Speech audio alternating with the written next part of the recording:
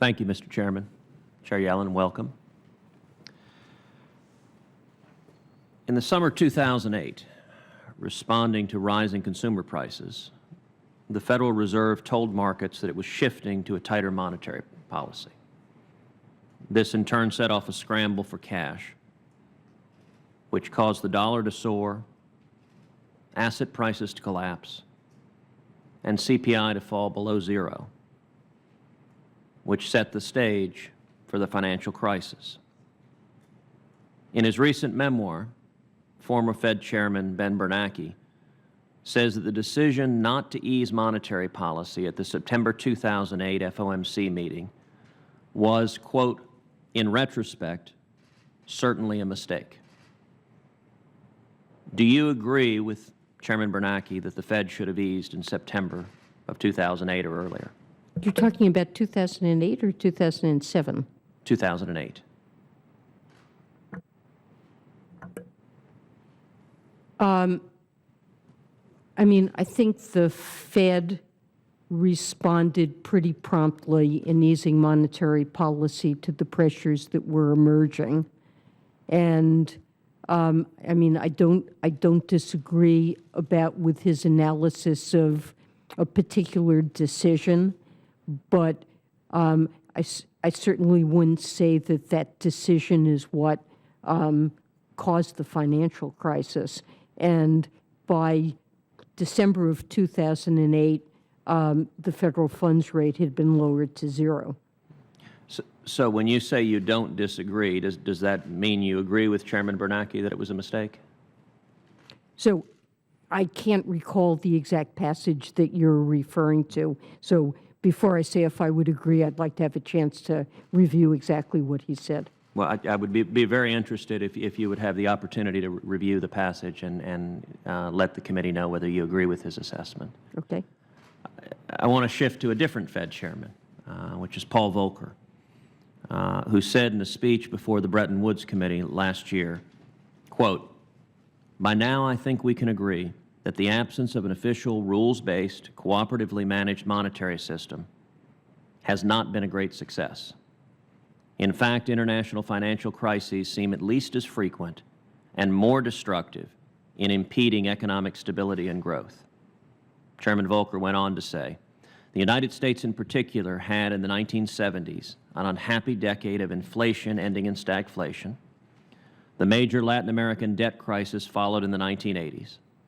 There was a serious banking crisis late in that decade, followed by a new Mexican crisis, and then the really big and damaging Asian crisis.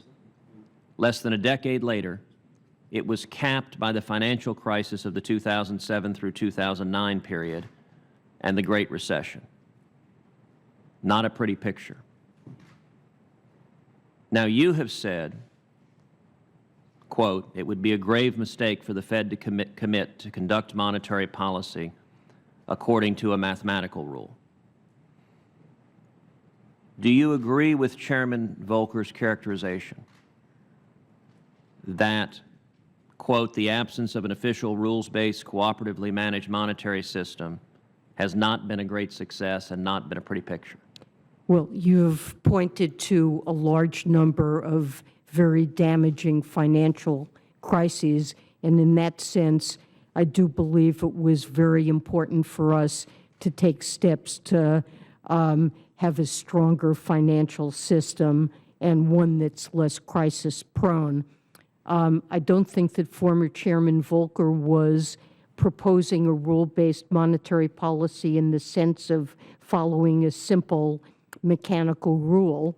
And I guess I would argue that many countries do have, in essence, a rule-based monetary policy in the sense that most countries have inflation-targeting regimes and transparent monetary policies where the central banks are independent and spell out and are accountable to achieve an inflation objective.